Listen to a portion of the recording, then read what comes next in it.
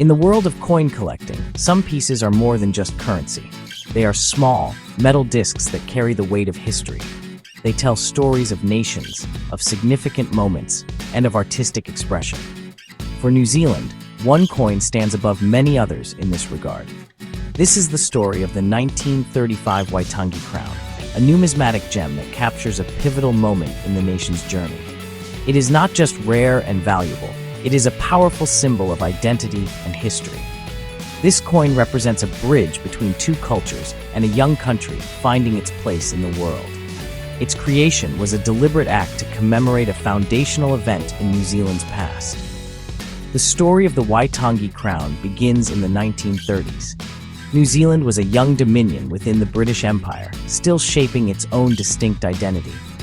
The Great Depression had cast a long shadow over the world, but there was also a growing sense of national pride. In this context, the idea of creating a special coin to mark an important anniversary gained traction. The coin was not meant for everyday transactions. Instead, it was envisioned as a keepsake, a memento for a significant occasion.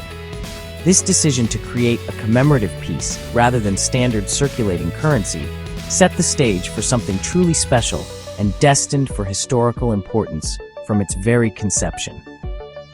This essay will take you on a journey back to the 1930s.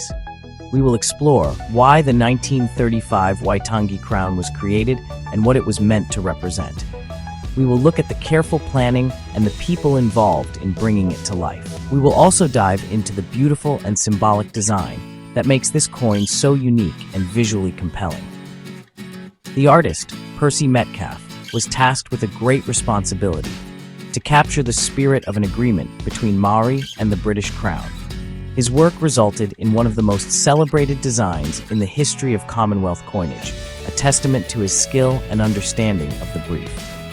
Furthermore, we will examine the coin's journey from its minting at the Royal Mint in London to its reception in New Zealand.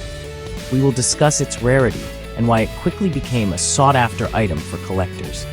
The story of its value over the decades is a fascinating tale in itself, reflecting its growing status as a numismatic icon. Finally, we will reflect on the lasting legacy of the Waitangi crown. We will consider its cultural importance and how it influenced the design of future New Zealand coins, cementing its place not just in collections, but in the heart of the nation's story. It remains a powerful reminder of New Zealand's dual heritage and its ongoing journey. The need for a commemorative coin in the 1930s was deeply connected to New Zealand's evolving sense of self. The nation was approaching the centenary of the signing of the Treaty of Waitangi. This treaty, signed in 1840, was the founding document of modern New Zealand. It established a formal relationship between the British Crown and the indigenous Maori people. As the 100-year anniversary neared, there was a growing desire to mark this occasion in a significant and lasting way. A commemorative coin was seen as the perfect vehicle. It would be a tangible symbol of this important historical event, accessible to the people and serving as a permanent record of the milestone. The idea was also influenced by a broader trend within the British Empire. Other dominions, like Canada and Australia, had already issued their own commemorative coins to celebrate national events. New Zealand wanted to do the same. It was a way of asserting its status as a mature and independent nation, capable of honoring its own history. The proposal for the coin came from the New Zealand Numismatic Society. This group of passionate collectors and historians understood the power of coinage to tell a story. They formally petitioned the government, arguing that such a coin would foster national pride and commemorate the spirit of the Treaty of Waitangi. The timing was also significant. The 1930s were a period of economic hardship due to the Great Depression. Creating a commemorative coin was seen as a way to lift national spirits. It offered a positive focus and a reminder of the nation's foundations and shared history. The Treaty of Waitangi itself represented a complex and often debated history. The coin was intended to present a unified and positive interpretation of the treaty, emphasizing partnership and cooperation between Maori and Paka, or New Zealanders of European descent. It was a statement of hope for the future, built on the foundations of the past, even as the realities of that history were complex. Therefore, the creation of the Waitangi crown was not just about making a new coin. It was a deliberate act of nation-building. It was about celebrating a key moment that defined New Zealand's unique character. The coin was meant to embody the ideal of two peoples coming together to form a single nation. By linking the coin directly to the Treaty of Waitangi, its creators ensured that it would be infused with deep historical and cultural meaning. This connection is what elevates the Waitangi crown from a simple collector's item to a piece of national heritage, a metal document capturing a foundational promise for the country. The planning and approval process for the Waitangi crown was a careful and deliberate affair. It involved key figures from both New Zealand and the United Kingdom. The initial push came from the New Zealand Numismatic Society, which had been advocating for a national coinage since the early 1930s. When New Zealand introduced its own currency in 1933, the society saw an opportunity. They proposed a special commemorative crown for 1934 to mark the upcoming treaty anniversary. However, the government decided to delay the issue to 1935 to allow more time for a truly exceptional design and to avoid clashing with the introduction of the new circulating coins. Several influential individuals were central to the project's success. The Minister of Finance, Gordon Coates, was a key supporter within the government. He understood the importance of creating a symbol of national unity. Alan Sutherland, the honorary secretary of the New Zealand Numismatic Society, was a driving force behind the scenes. He corresponded extensively with the Royal Mint in London, ensuring that the vision for the coin was clearly communicated. The goal was clear: to create a coin of the highest artistic quality that would accurately and respectfully represent the spirit of the Treaty of Waitangi. This was not just about minting money, it was about crafting a historical artifact. The approval process involved multiple stages. First, the New Zealand government had to formally approve the concept and budget for the coin. Once this was secured, the focus shifted to the design. A competition was considered but ultimately rejected in favor of commissioning a renowned artist. The Royal Mint Advisory Committee in London, which oversaw the artistic quality of British and Commonwealth coinage, was heavily involved. They recommended Percy Metcalfe, a highly respected English sculptor and designer. Metcalfe had already designed the coinage for the Irish Free State and several other countries, and his modern, clean style was considered ideal for this important project. The brief given to Metcalfe was specific. The coin needed to feature a portrait of the reigning monarch, King George V, on the obverse, or the head side. The reverse, or the tails side, was the main event. It had to depict a scene that symbolized the Treaty of Waitangi. The design needed to be dignified, balanced, and representative of the partnership between Maori and the Crown. The goals were ambitious: to create a beautiful object, a historical monument, and a symbol of national identity, all in one. The careful planning and the selection of a world-class artist showed how seriously this project was taken from the very beginning. Percy Metcalfe approached the design of the Waitangi crown with great care and artistic sensitivity. For the obverse, he was required to use a standard portrait of King George V. However, he was given creative freedom for the reverse, the side that would tell the story of Waitangi. Metcalfe chose to depict a powerful and symbolic scene. The central figures are Tamata Wakanene, a prominent Maori chief who was a strong advocate for the treaty, and Captain William Hobson, the British representative of Queen Victoria. The two men are shown in a firm handshake, a universal symbol of agreement, trust, and partnership. This image immediately communicates the core theme of the coin. The composition of the design is masterful. Nini stands to the left, dressed in traditional Maori attire. He holds a taiaha, a traditional Maori weapon that also serves as a symbol of authority. His stance is proud and dignified. On the right, Captain Hobson is depicted in his full naval uniform, representing the authority of the British crown. Above the two figures is a royal crown, symbolizing the sovereignty of the British Empire, under which the treaty was signed. Below them, the word Waitangi is inscribed, firmly grounding the scene in its specific historical context. The entire image is framed by a simple, clean border, which keeps the focus on the central figures. Metcalfe's style was known for its modern and somewhat stylized Art Deco feel. He did not create a photorealistic image. Instead, he crafted a powerful, graphic representation. The figures are strong and clear, their features distinct but not overly detailed. This approach gives the design a timeless quality. It feels both of its time, the 1930s, and eternal. The clean lines and balanced composition make the design easy to understand and visually pleasing.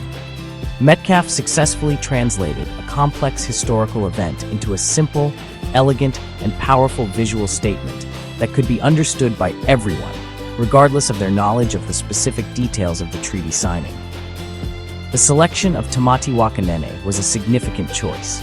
He was a respected rangatira or chief of the Ngapuiwi or tribe, and played a crucial role in persuading other chiefs to sign the treaty. By placing him on equal footing with Captain Hobson, shaking his hand, the design promotes an image of mutual respect and voluntary agreement.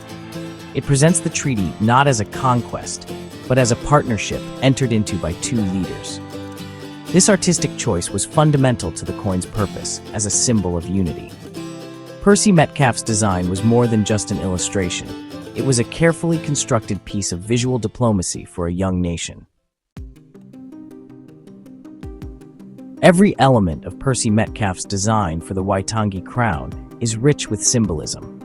The handshake at the center is the most obvious, representing agreement and the coming together of two peoples. It is a gesture of peace and mutual consent, which was the idealized interpretation of the treaty that the coin aimed to promote. This central image of partnership is the heart of the coin's message. It powerfully conveys the idea of Maori and the British Crown joining together to build a new nation. It is a simple yet profound visual metaphor for the relationship established in 1840, presenting it as a foundation of trust and cooperation for New Zealand's future. The figures themselves are symbolic. Tamati Wakanene is not just an individual, he represents all Maori. He is shown with a full facial moko, a sign of his high status and identity. His traditional cloak and the taiaha he holds are symbols of Maori culture and authority. He stands as a proud and powerful representative of the indigenous people of the land. In the same way, Captain William Hobson represents the British Crown and the new settlers. His formal uniform signifies order, law, and the power of the British Empire. The depiction of both men as equals in stature and position was a deliberate and important symbolic statement. Above the handshake, the royal crown reinforces the context of the agreement. It signifies that the treaty was made under the authority and protection of the British monarch, Queen Victoria. For Paka at the time, this was a symbol of legitimacy and the extension of British law and order to New Zealand. For Maori, who signed, it was seen as a promise of protection from other foreign powers and from lawless settlers. The crown floats above the two figures, sanctifying their agreement. Below them, the inscription Waitangi leaves no doubt about the event being commemorated, forever linking the coin to this specific place and moment in history. Even the materials and form of the coin hold symbolic weight. The crown was struck in .500 silver, a precious metal, which gave it an intrinsic value and a sense of importance beyond its face value of 5 shillings. Its large size, typical for a crown coin, made it an impressive object to hold and behold. It was not a coin for everyday use, but a special item to be treasured. The very act of minting this event onto a coin was symbolic. It was a way of permanently etching this moment into the nation's memory, giving it a weight and permanence that a simple document or a fleeting celebration could not achieve. The minting of the Waitangi crown took place at the prestigious Royal Mint in London in 1935. The process was carried out with the highest standards of quality. A total of 1,128 coins were produced. This was a very small number for a national commemorative issue. Of this total, 468 were struck to a brilliant proof standard, intended for collectors and dignitaries. These proof coins have a mirror-like finish and sharp details, making them particularly beautiful. The remaining 660 coins were struck to a standard circulation quality, although they were never intended to be spent. They were sold in presentation cases to the general public. The limited mintage was a deliberate decision. The New Zealand government and the Numismatic Society wanted the coin to be a special, exclusive item. They believed that a smaller number would enhance its desirability and ensure it was treated as a valuable keepsake rather than ordinary money. When the coins arrived in New Zealand, they were offered for sale at a price of 7 shillings and 6 pence. This was a significant premium over the coin's face value of 5 shillings, reflecting its silver content and its status as a collector's item. The price was quite high for the time, especially during the ongoing economic depression. The public reaction to the coin was mixed, largely due to its cost. While collectors and history enthusiasts were eager to acquire one, the average person found the price prohibitive. As a result, the coins did not sell out quickly. In fact, sales were slow, and it took several years for all the coins to be sold. This slow initial uptake is ironic, given the coin's incredible popularity in later years. The initial lack of widespread demand meant that many of the coins were purchased by dedicated numismatists, or by people who simply appreciated the beauty and historical significance of the piece, ensuring they were well preserved for future generations. Because of the low mintage, the Waitangi crown was rare from the very beginning. The decision to produce such a small quantity ultimately secured its future as a legendary numismatic item. The small number of coins available, combined with the fact that many were held in collections from the outset, meant that they rarely appeared on the market. This scarcity, coupled with the coin's beautiful design and profound historical connection, created the perfect storm for it to become New Zealand's most sought-after and iconic coin. The journey from a slow-selling commemorative to a legendary treasure had begun. From its slow start, the 1935 Waitangi crown has transformed into the ultimate prize for collectors of New Zealand coins. Its journey in value is a testament to its rarity and enduring appeal. In the decades following its issue, as New Zealand's economy grew and interest in national history deepened, collectors began to realize just how scarce the Waitangi crown was. The small mintage of only 1,128 pieces meant that there were simply not enough to go around. As the hobby of coin collecting became more popular in the post-war era, demand for this iconic coin began to steadily climb, far outstripping the tiny supply. The change in the coin's value over time has been nothing short of spectacular. A coin that originally sold for 7 shillings and 6 pence, equivalent to about $50 in today's money, began to fetch hundreds and then thousands of dollars. By the 1980s and 90s, a fine example of a Waitangi crown was a significant investment. Today, in 2025, these coins command astonishing prices at auction.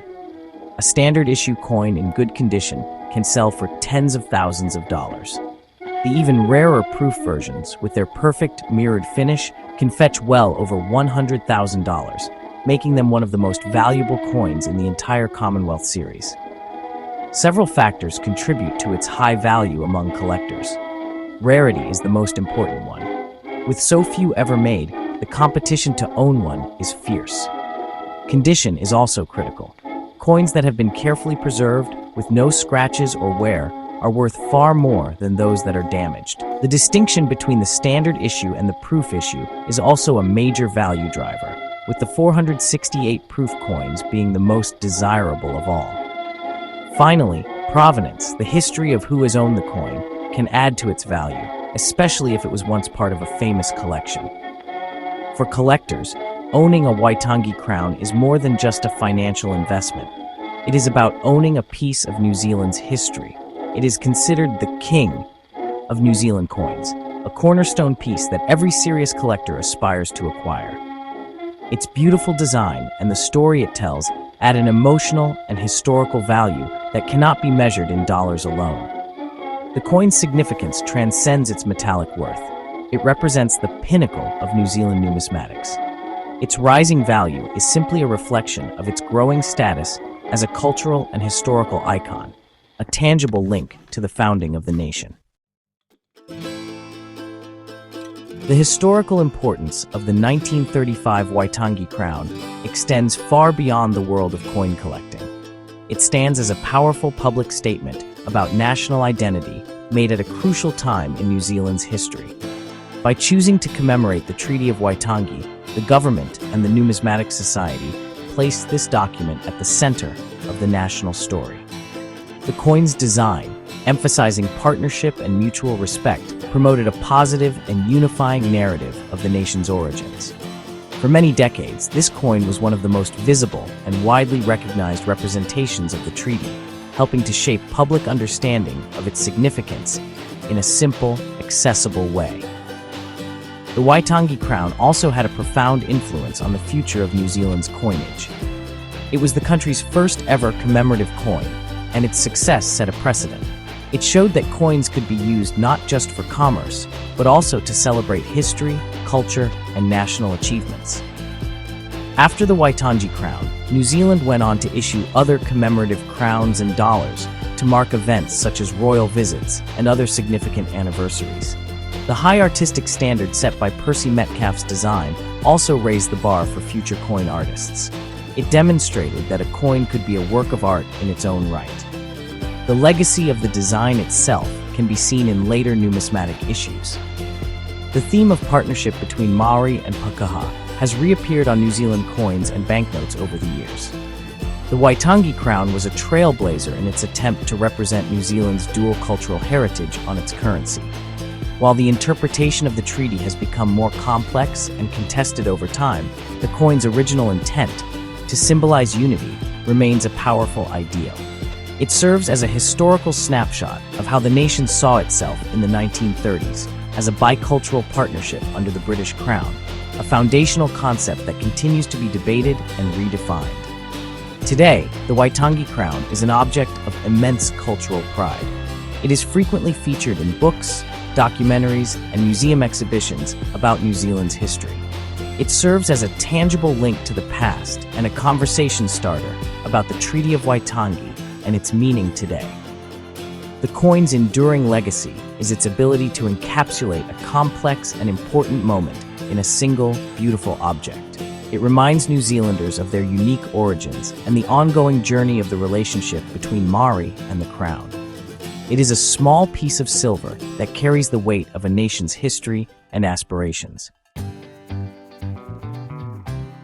In conclusion, the 1935 Waitangi crown holds a special and unshakable place in New Zealand's history. It is far more than just a rare and valuable collector's item. It is a carefully crafted symbol of national identity, born from a desire to commemorate the founding document of the nation, the Treaty of Waitangi.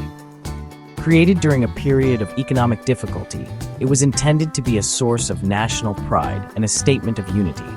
The collaborative effort between the New Zealand government, the Numismatic Society, and the Royal Mint resulted in a coin that was destined for greatness from its very inception, a true masterpiece of numismatic art. The design by Percy Metcalfe is central to its enduring appeal. His masterful depiction of Tamati Wakanene and Captain William Hobson shaking hands is a powerful and elegant symbol of partnership. It presented an idealized vision of the Treaty of Waitangi as an agreement between equals, a message of hope and cooperation that resonated deeply. This iconic image, combined with the coin's extreme rarity due to its very limited mintage, has cemented its legendary status. The initial slow sales have only added to its mystique, creating a treasure that was overlooked at first, but is now fiercely sought after by collectors around the globe. The journey of the Waitangi crown's value from a mere 7 shillings and 6 pence to a 6-figure sum today tells a story of its growing importance. This increase is not just about supply and demand. It reflects a deepening appreciation for New Zealand's history and heritage. For collectors, it is the ultimate prize, the crown jewel of any New Zealand collection. For the nation, it is a cultural touchstone. It influenced all subsequent commemorative coinage and set a high standard for representing New Zealand's dual heritage on its currency, a legacy that continues to this day in modern numismatic designs. Ultimately, the 1935 Waitangi crown remains special because it encapsulates a nation's story in a small silver disc. It speaks of history, art, identity, and the complex relationship between Maori and Pakaha. It is a monument in metal, a symbol of a foundational promise, and a beautiful object that continues to captivate and inspire. As we stand here today on December 12, 2025, 90 years after its creation, the Waitangi crown is not just a relic of the past. It remains a relevant and powerful reminder of New Zealand's unique journey and the ideals upon which the nation was built. It is, and always will be, a numismatic gem.